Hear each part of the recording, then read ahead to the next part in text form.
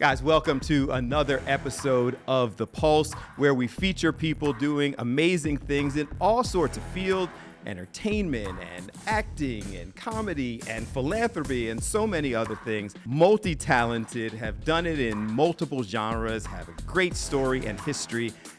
And Lalah Hathaway, multiple Grammy-winning Lalah Hathaway, joins us on The Pulse. Good morning. How are you? Good morning. I'm good. How about you? I'm all right. I appreciate you getting up. You're on the West Coast, so it's early where you are. I am. The sun is just peeking up. Take us back to how you got started. How'd you even get into this? I grew up with two musician parents, so I was never not into this. It has been my life trajectory. I was a student of music my entire life, and so it was on my natural path. I've never not been on this path. Was that inspiring or an immediate challenge of kind of this legacy a child has to live up to?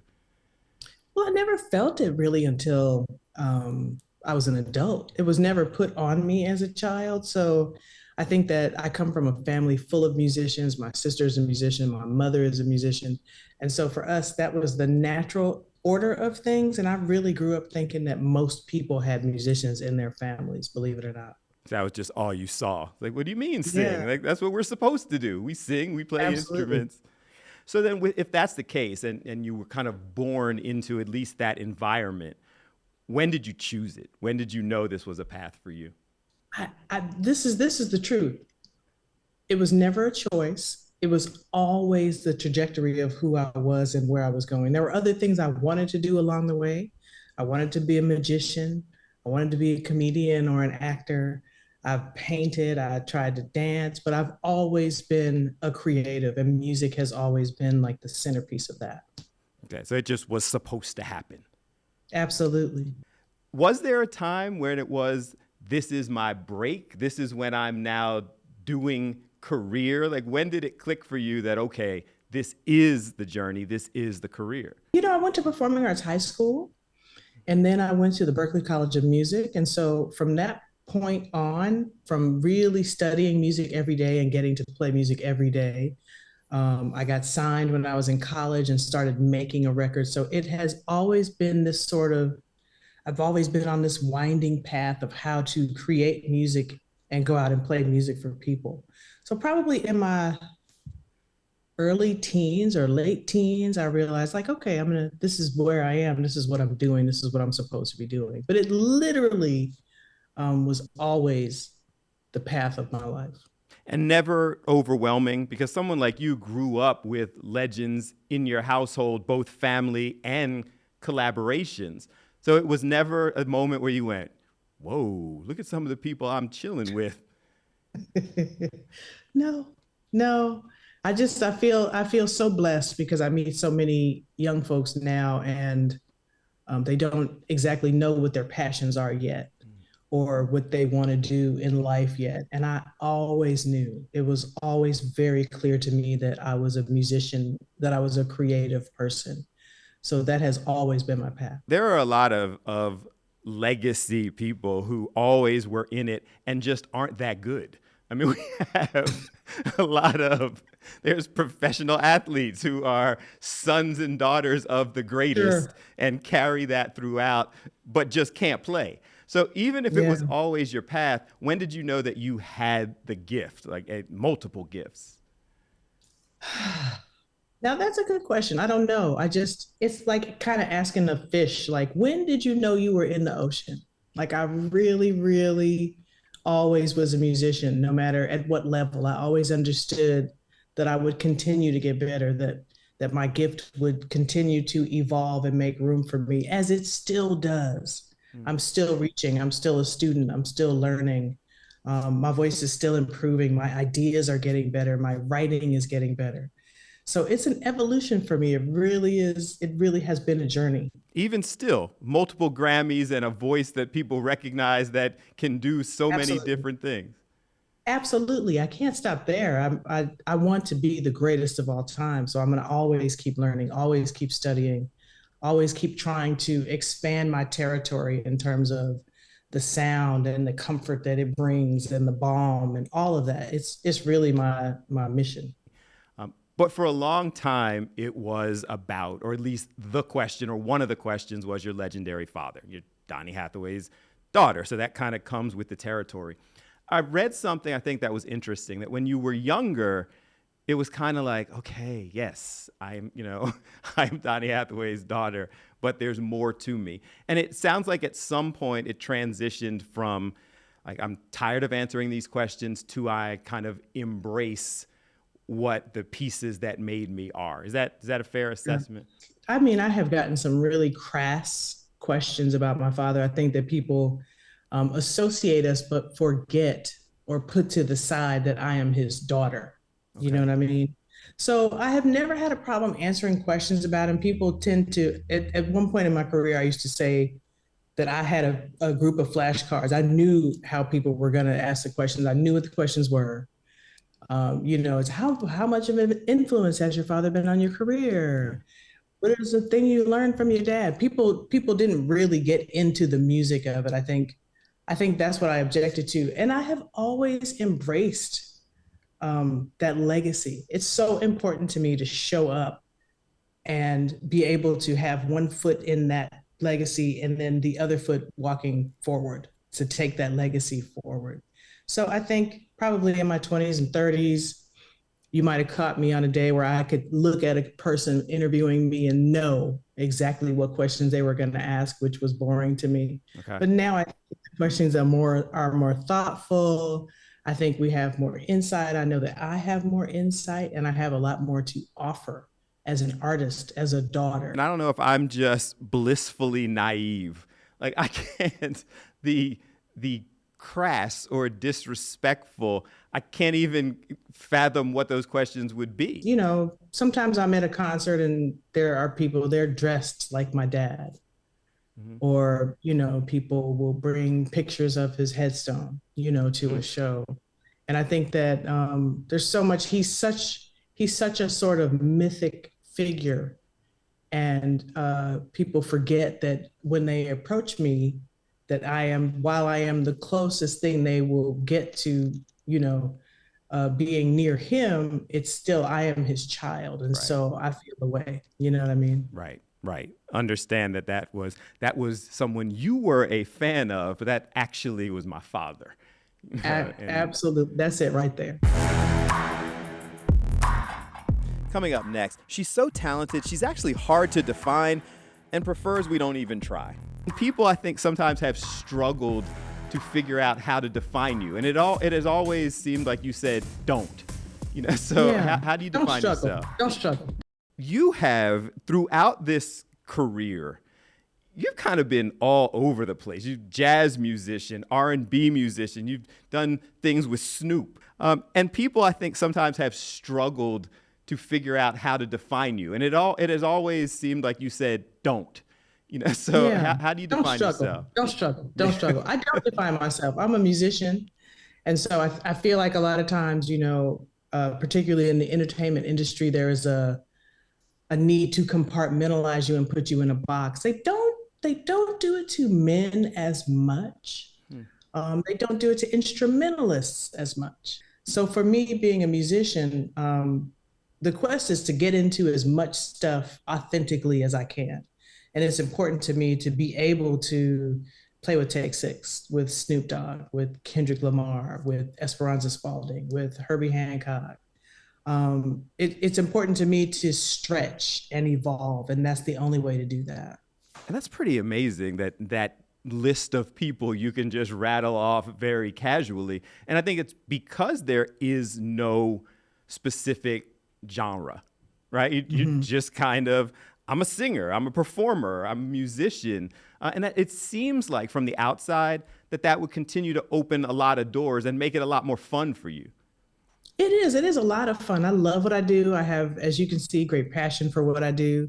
I try to stay around people that are great because I feel like it rubs off. I learn something every time. I've been so blessed to play with so many of the musicians that mentored me before I even knew they were mentoring me. And even on the album, I have this album out called Vanta Black, and Michael McDonald's on the album, and Gerald Albright is on the album, and MC Light, and Common, and Rhapsody, and Willow Smith, and Fonte. And it's just so amazing to reach out to these different musicians and get a story from each one. And the best transition into Vanta Black. So it's your newest. What inspired this one? This record was really inspired in a way by the pandemic. So we were shut down, and I was working with people online and just trying to respond to how I was feeling at that time. And the record, the word Vanta Black really is to represent the blackest black, and that is where I find myself at this period in time. It has evolved into knowing that everything that comes into my sphere makes me who I am. So the blackest black does not exclude all the other colors. It's everything came into me at that point. I think part of that was, and I'm sure a lot of people will tell you, that being able to sit down in those few weeks, those first few weeks in March of 2020, really kind of leveled the playing field mentally for me. And I had been working since probably 1990. So to have that year, which I thought would be about 5 or 6 weeks, turned into a year and a half. Yeah. Having that time to sit down and recharge and think and not be in traffic and not be in the grocery store 4 days a week. Just sitting down and really having the space to breathe in the quiet. The air was clear. It was a thing in LA. The smog went down, everything. There were advantages to that time. And one of them for me was really kind of centering. And that's where the record comes from. Coming up, why music is so important to her and really all of us. It's the most important part of every gathering. So like you would never have your family reunion or your barbecue or go to church or clean up the house or go out on a date or head to dinner without that element. You always have music for every element. Vanta Black, more expression, a chance to work with all of these different people and continue to share your voice. But I was reading that making the music is not nearly as much fun for you as performing it and getting out on the tour. Oh, no, that's not true. That's not true. I love both parts. I really love a great studio day where I can make it exactly what I want it to be forever. And I really love a live day when I can go look in people's eyes and see the dust and the light and the filters and see the people breathing and how they are responding and get that immediate feedback too. It is like it's two wings on a dove. A lot of people will go out and just perform their songs. You feel like you enjoy that interaction. The songs may be longer. They may be like more of the ad lib. Yeah. Like it's a conversation with the audience. Absolutely. It's a conversation with the other musicians on stage and then also a conversation with the audience. This is why I loved my live album experience, and I have plans to do more of those because the people become a part of the music. And I really love that immediate feedback. Absolutely. When you just got finished telling me, don't compartmentalize me, don't define me, I shudder to ask this question. So what are we going to see on this tour as you move around? I never say what we're going to see. Only because there's so much smoke and mirrors in music. I feel like if you're coming to see me, you know the show is going to be good. You know we're going to play a bunch of songs you love. You're going to sing along. We're going to have a good time. It is hard after 35 years to include every song that everybody loves. Yeah. Invariably, someone is, you did not sing track number 13. We will do as much as we can for the time that we have. But, you know, we're building a new show now, and I haven't decided how I'm going to cut it up, but it's going to be a completely new show. How do you like the industry now? It feels like, and I talked to a lot of guests, it's changing. It's easier to make a music and release it on streaming. The artists are not being compensated as much for 100 million streams. Like somebody like you who puts so much into the performances, I'm curious how you feel about the direction it seems the industry is going. I feel like music and art generally, but specifically music, has really been devalued to a point in our society that it's the most important part of every gathering. So like you would never have your family reunion or your barbecue or go to church or clean up the house or go out on a date or head to dinner without that element. You always have music for every element. And I feel like to make a fraction of a penny per stream is counterintuitive. I'll put it like that. I feel like, it's really important for people to understand when you see Snoop or Pharrell talking about the fact that they have had billions of streams and made only thousands of dollars. Yeah. That's for billions of streams. That's like probably the top 2% of people that are out there. The rest of the musicians that work in this world to provide the fabric of your life, which is the music that you listen to every day, are streaming far less. So they're not making any money at all. Next on The Pulse, after decades of success, she still truly loves what she does. Music is really, for me, the best part of every day. So I want to make sure that the kids have that kind of outlet. What can we who want to support you, and support you as the artist, what can we do? Some people have just re-released their music and you're buying it directly from them.